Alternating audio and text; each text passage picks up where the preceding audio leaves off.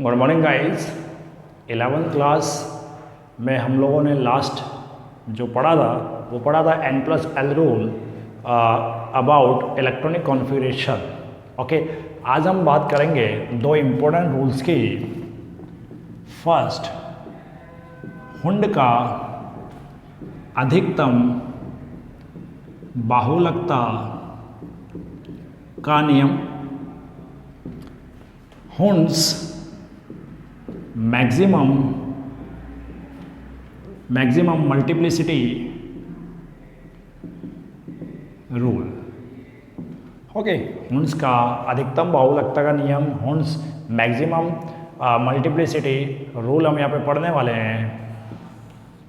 क्या कहता है ये नियम? इलेक्ट्रॉनिक विन्यास के लिए इस नियम को कैसे डिफाइन करेंगे? तो इस नियम के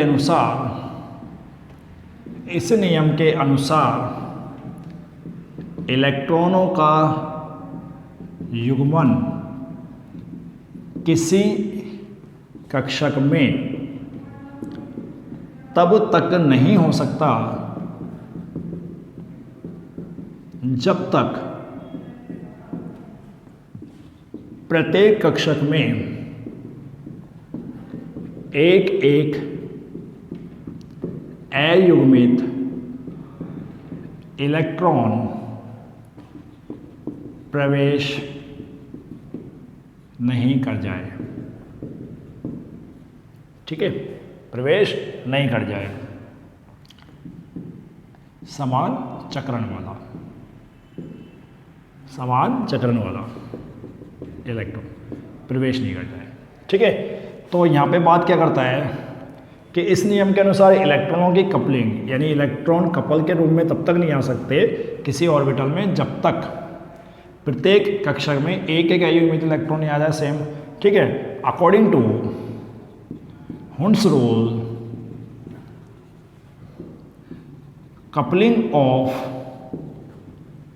electrons in any orbital is not possible till each orbital does not filled by single unpaired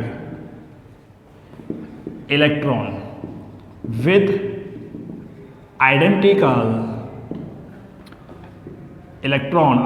spin electron with identical spin। Okay, तो यहां पर क्या ध्यान रखना है? Coupling of electrons in any orbitals, इलेक्ट्रॉनों का युग्मन किसी कक्षक में इज नॉट पॉसिबल, संभव नहीं है तब तक, till each orbital does not filled, ठीक है ना, does not filled by single unpaired electron, कि तब तक पॉसिबल नहीं है जब तक टिल ईच ऑर्बिटल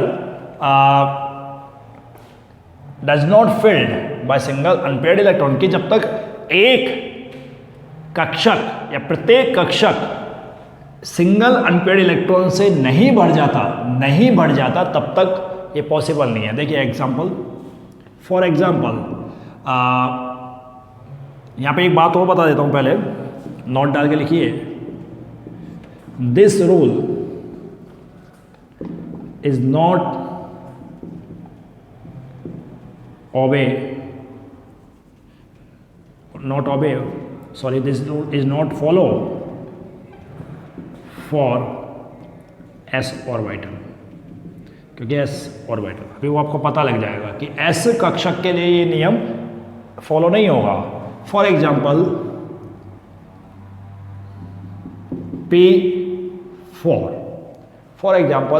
P4, ठीक है, हम ये लेके चल रहे हैं। अब देखिए P के अंदर टोटल बॉक्स कितने हैं? दिस इज, तो हम ऐसे नहीं बना सकते 1 2 1 2, एक तो ये तरीका हो गया और एक तरीका ये हो गया 1 1 1 and 1।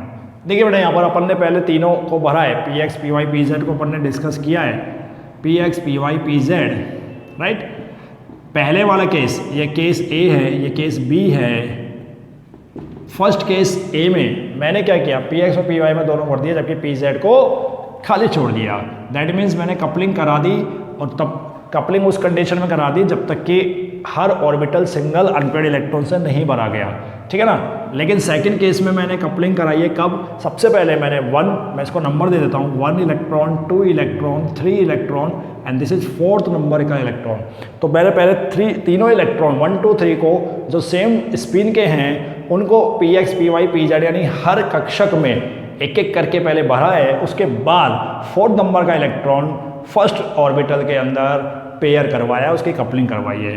That is, this is wrong method and this is correct method. Okay, ऐसे हम और एग्जांपल अगर लेते हैं, for example P3, right. P3 की अगर हम बात करें तो 1 2 1 इसको यूज करें ए, और एक मेथड हम लेते हैं 1 1 1। This is wrong and this is correct. I hope you can understand by these two examples P4 and P3 कि किस तरह से आपको हुंस मैक्सिमम मल्टीप्लिसिटी रूल को फॉलो करना है। ओके, चलिए आगे डिस्कस करते हैं। फाइनल जो मैं यहाँ बात कर रहा हूँ वो रूल है पाउलीज एक्सक्लूजन रूल। ओके, देखिए पाउलीज एक्सक्लूजन रूल, पाउली का अपवर्जन नियम क्या कहता है ये? अकॉर्डिंग टू इट, इस नियम के अनुसार किसी कक्षक में इलेक्ट्रॉन के लिए चारों क्वांटम संख्याओं के मान, चारों क्वांटम संख्याओं के मान आइडेंटिकल नहीं हो सकते, आइडेंटिकल नहीं हो सकते। अकॉर्डिंग टू इट, ईच और all quantum numbers values are not identical for any electron which present in given orbital or subshell और शेल। ओके, तो यहां बात कर रहे हैं किसी कक्षक या उपकोश या कोश में उपस्थित किसी इलेक्ट्रॉन के लिए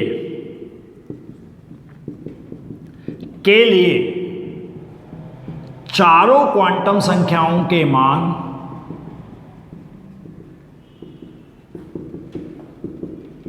एक समान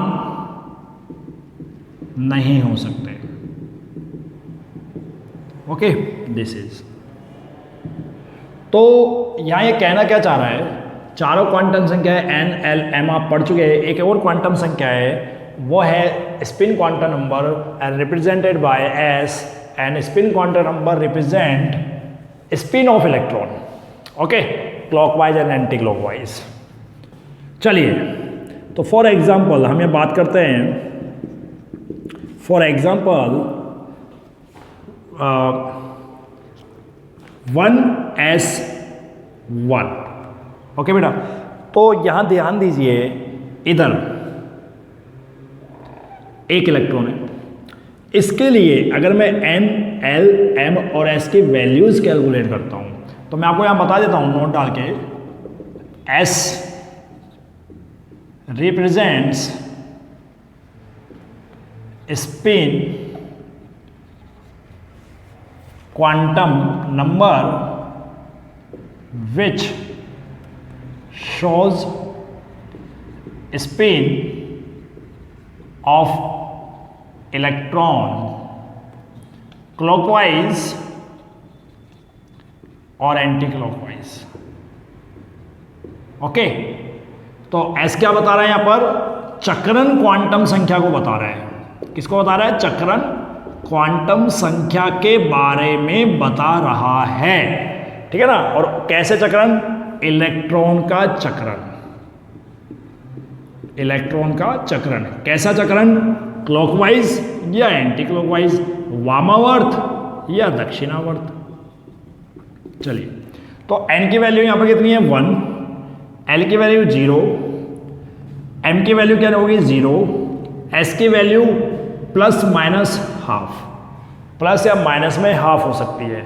ओके, अब देखिए इनके लिए तीनों वैल्यू 1 1 1 है। 0 1 value, m 1 value, n obviously 1 value, but s की वैल्यू में भी पॉसिबल ये चेंज होगी, और जनरली वैल्यू s की जनरली चेंज हो जाती है। और अगर अपन एग्जांपल्स देखें, फॉर एग्जांपल 3D5, 3D5, तो अब यहां ध्यान से देखिए 3D5 को पहले मैं यहां बताता हूं शो कैसे करोगे आप।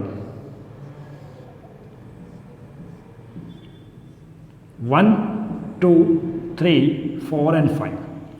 अब इसमें ये पूछा गया है कि इसके सपोज कीजिए आपसे क्वेश्चन पूछा गया 5th इलेक्ट्रॉन के बारे में, ठीक है ना। 5th इलेक्ट्रॉन की चारों क्वांटम नंबर्स बताइए। ये आपको क्वेश्चन दे दिया कि 5th इलेक्ट्रॉन के चारों, तो 5th इलेक्ट्रॉन हमारा ये वाला है। तो अब देखिए यहाँ पर टोटल अपन बात करें, सपोज कीजिए dxy dyz इस तरह से लिख सकते हैं, लेकिन अपन बात करते हैं 0 +1 +2 -1 एंड -2। ये हम लोग ऑलरेडी पढ़ चुके हैं, -L2 +L, और किसके लिए? m के लिए। तो हमारा जो 5th इलेक्ट्रॉन है वो कहाँ पर आ रहा है? +2। बात समझ आई? तो इनके लिए n, l, m और s चेक करते हैं। n is 3, तो what will be l? l की वैल्यू अपन निकाल सकते हैं 0 to n - 1। ये हम जानते हैं d के लिए l की वैल्यू क्या होती है? 2, और m के लिए आती है +2, एंड s के लिए ±½ ठीक है ना। तो यहाँ पर देखिए n की वैल्यू अलग हो गई है, वैल्यू हो गई 3, इक्वल नहीं है L2 n +2, m की वैल्यू 2 n ±। तो हम यहाँ देख सकते हैं या 3 इक्वल हैं या 2 इक्वल हैं, 2 values are equal. But overall कहानी ये निकलती है इस रूल से, अगर हम फैक्ट करें, किन्हीं 3 क्वांटम संख्याओं के मान, ये आप ध्यान रखना, संख्याओं के मान एक समान हो सकते हैं। Any 3 quantum numbers will be identical. It can be identical. ये आपको ध्यान रखनी है बात, ठीक है ना। तो 3 के तो इक्वल हो सकते हैं, बट एक ऐसी क्वांटम नंबर होगी, चाहे वो n हो, चाहे वो l हो, चाहे m हो, चाहे s हो, उसकी वैल्यू क्या नहीं होगी बेटा? आइडेंटिकल नहीं होगी।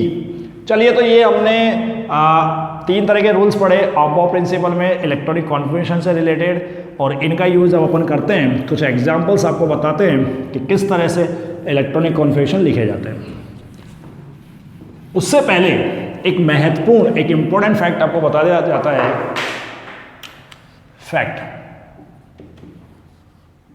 Much important, stability of half-filled and full-filled orbitals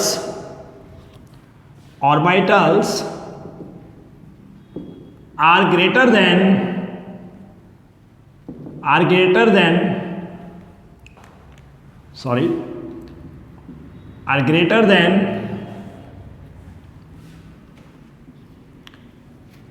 stability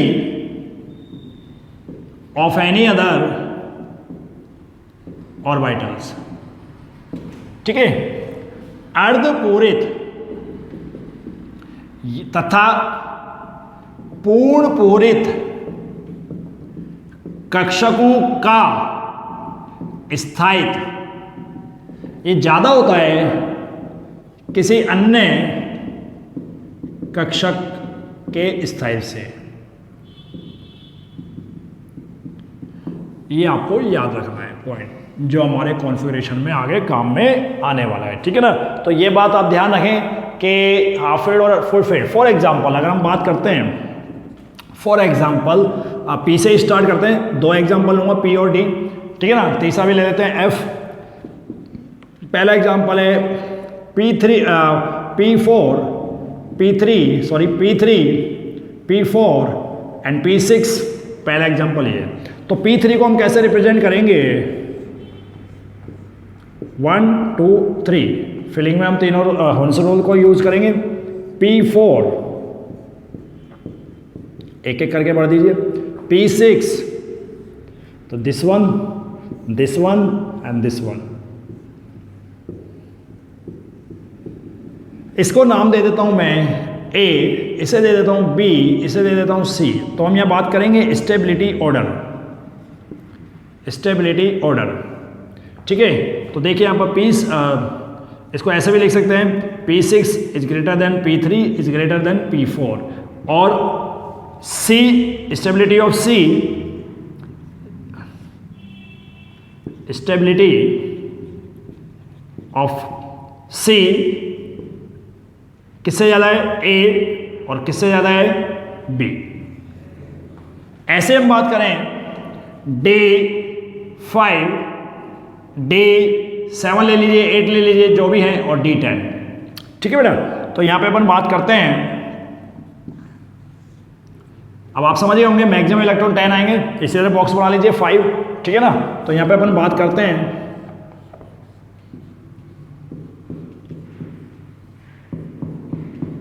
और इसको मैं यहां शो कर देता हूं, ठीक है। 1 2 3 4 5, इसमें कैसे फिलअप करेंगे, 1 2 3 4 5, पहले एक एक करके, उसके बाद remaining 2 3, okay. This is 3 A, और यहाँ पर 1 2 3 4 5, 1 2 3 4, इसको भी अच्छा बना देते हैं, चलिए। तो इसका स्टेबिलिटी ऑर्डर क्या होगा, is D8 less than D5 and D10। तो सबसे ज़्यादा फुल फील्ड, उसके बाद हाफ फील्ड, यानी ये दोनों सबसे स्टेबल होंगे कंपेरेटिवली अदर एलिमेंट्स। अगर इसी तरह हम बात करें F7, F फॉर एग्जांपल हमने ले लिया यहाँ पर 10 एंड F14, तो इसका स्टेबिलिटी ऑर्डर क्या आएगा, बताइए। F orbitals contain maximum 14 and half condition 7, then F7 and F10, this is. तो इस तरह की आपको बातें याद रखनी है, जो हमारे कुछ ऐसे एक्सेप्शंस आएंगे हमारे इलेक्ट्रॉनिक कॉन्फ़िगरेशन को पढ़ने के दौरान, जहां पर इस तरह के एक्सेप्शन भी अपन चेक करेंगे। तो इनको आप कॉपी कर लें पहले।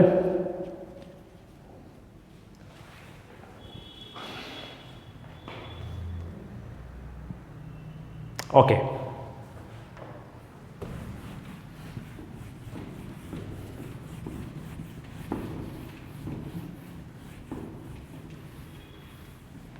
देखिए बेटा, अब हम इलेक्ट्रॉनिक में कुछ एग्जांपल्स देखते हैं,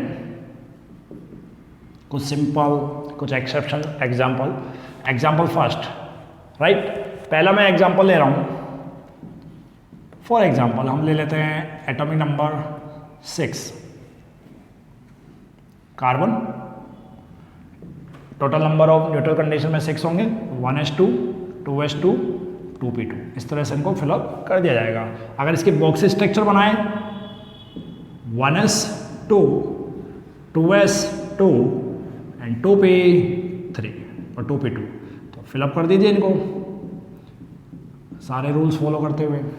इसमें हमने रूल n+l का भी फॉलो किया है, इसमें हमने हुंड का भी फॉलो किया है, ठीक है ना। ओके, एक एग्जांपल लेते हैं हम यहाँ 7n, 1s2 2s2 2p3, तो इसको कैसे फिलअप करेंगे बेटा, बताइए। दिस वन, ये सब आपको याद रखनी है कॉन्फ़िगरेशन, ये सब आपको इसलिए पढ़ाए जा रहे हैं ताकि आपको केमिस्ट्री जब हम पढ़ें आगे तो किसी तरह की कोई प्रॉब्लम नहीं हो, क्योंकि बहुत सारे प्रॉपर्टीज़ इनऑर्गेनिक केमिस्ट्री के अंदर, ऑर्गेनिक केमिस्ट्री के अंदर, स्पेशली इनऑर्गेनिक के अगर अपन ब्लॉक केमिस्ट्री की बात करें तो ब्लॉक केमिस्ट्री के अंदर बहुत सारी प्रॉपर्टीज़ कॉन्फ़िगरेशन से ही सॉल्व होती हैं, खासकर आउटर मोस्ट शेल से, ठीक है ना। आउटर मोस्ट शेल का पता कैसे लगाते हैं, देखिए बाह्यतम कोश का पता कैसे लगाते हैं, आउटर मोस्ट शेल या बाह्यतम कोश का कैसे पता लगाते हैं। तो बेटा जैसे मैंने कार्बन का इलेक्ट्रॉनिक विन्यास लिखा है, इस पूरे विन्यास को ध्यान से देखिए, पूरे कॉन्फ़िगरेशन को ध्यान से देखिए, तो इसमें n की वैल्यू पर आप थोड़ा कॉन्सेंट्रेट करें, n की वैल्यू पर थोड़ा कॉन्सेंट्रेट करें तो यहाँ पर सबसे बड़ी n की वैल्यू 2 है। And we know very well कि शेल नंबर 2 के अंदर 2 सबसेल होते हैं S और P, तो ये सबसे बड़ी वैल्यू हो गई n की। तो यहाँ पर ध्यान रखना है, यही इसका आउटर मोस्ट शेल हो जाएगा, आउटर मोस्ट शेल। तो ये आपको याद रखना है, ठीक है ना, बाह्यतम कोश। इसी तरह बाकी आप आइडेंटिफाई कर सकते हैं। नेक्स्ट हम बात करते हैं neon 10, right, 1s2 2s2 2p6, 1s2 2s2 2p6, 1 2 3, आप पेयरिंग करा दो। अगर ऑक्सीजन होता तो 8, तो वहाँ पर केवल एक पेयरिंग होती, फ्लोरीन होता तो 9, केवल 5 फ्लोरीन, ठीक है ना। तो यहाँ पर ये कंडीशन आती है। अब एक important example, sodium 1s2 2s2 2p6, ये हम जानते हैं कि नंबर 2 सेल के अंदर दूसरे कोश में केवल 2 ही उपकोश है, तो नया तीसरा सेल स्टार्ट हो जाएगा 3s, यहाँ से स्टार्ट हो जाएगा और मेरे पास इलेक्ट्रॉन बचा है 1, तो इसको कैसे शो करेंगे, 1s2 2s2 2p6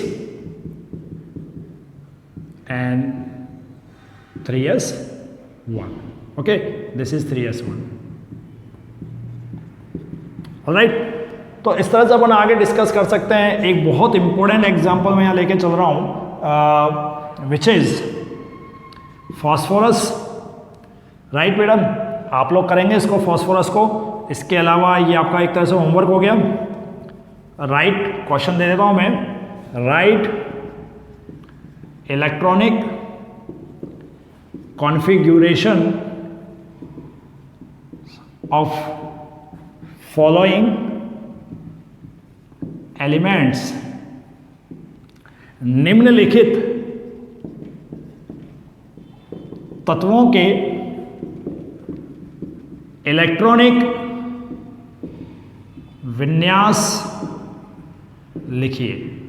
तो मैं आपको दे देता हूं यहां पर 15 फॉस्फोरस, देन बी 18 ऑर्गन, सी पे आप लिखें 13 एल्यूमिनियम, ऑलराइट।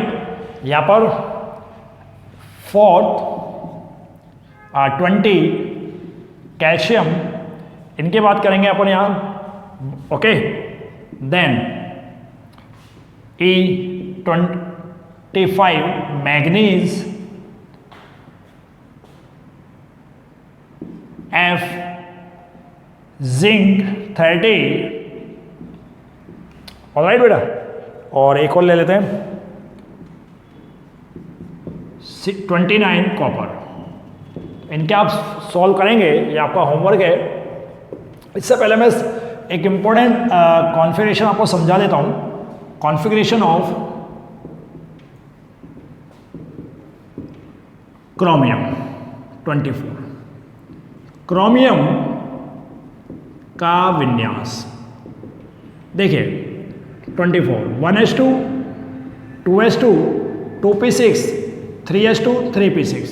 ऑर्डर अब आपको अच्छी तरह बता दिया है मैंने कि इस तरह के ऑर्डर में फिलअप करेंगे। अब 3p के बाद तीसरे नंबर के कोश में टोटल 3 उपकोश होते हैं SPD, दैट मीन 3D आना चाहिए बट वो नहीं आएगा, पहले आएगा 4s। और 4s क्यों आएगा वो आप पढ़ चुके हैं, according to energy condition 4s 2 and 3d 4। ये टोटल 20 इलेक्ट्रॉन्स है, 2 2 6 10 10 24, but this is not accurate, this configuration is not accurate. फिर इसका क्या कॉन्फ़िगरेशन होगा सही, 1s2 2s2 2p6 3s2 3p6 4s1 3d5।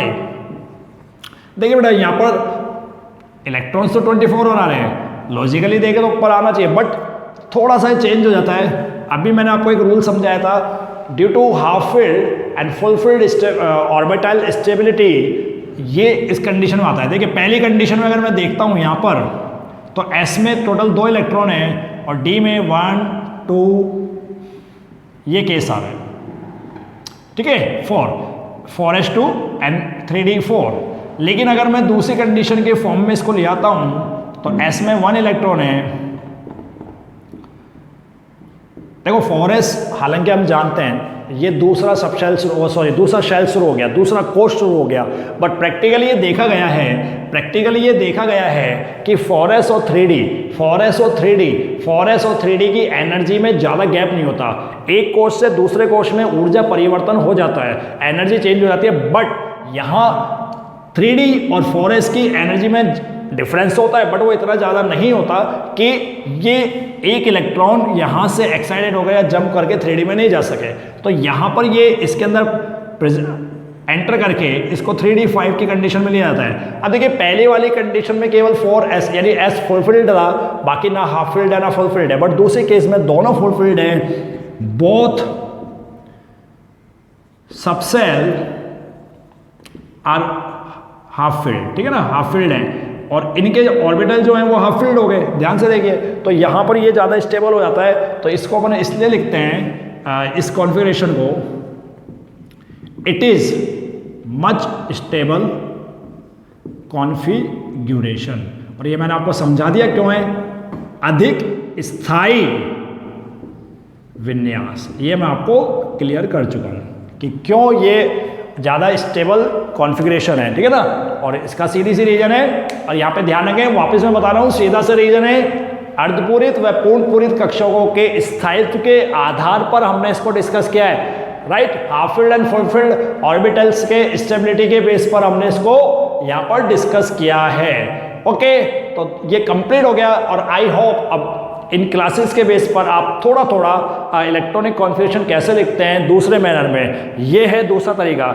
इससे पहले आज तक आप कार्बन को कैसे लिखते थे 2 या 2 नाइट्रोजन को कैसे लिखते थे 2 नियोन को 2 सोडियम को आप लिखते थे 2 ठीक है ना, इस तरह से आप कॉन्फ़िगरेशन लिखते थे। But this is not road, but हमारे आने वाले टाइम में 11th के अंदर चलें, 12th के अंदर चलें, यानी हायर स्टडीज़ में अब इसके अलावा इस तरह के कॉन्फ़िगरेशंस को भी आपको पढ़ना है, विन्यास को भी आपको समझना है, क्योंकि हम थोड़े से डिटेल में आ जाते हैं 11th और 12th में, जेईई और नीट लेवल पर पहुंच रहे हैं, तो ये थोड़ा ध्यान रखें। नाउ नेक्स्ट क्लास में हम अब चैप्टर स्टार्ट करेंगे, फर्स्ट चैप्टर, और आई होप अब आपको धीरे धीरे हर चैप्टर इनऑर्गेनिक, ऑर्गेनिक, फिजिकल का स्टार्ट होगा। तो नेक्स्ट क्लास में हम नए चैप्टर के साथ मिलते हैं। Thank you very much.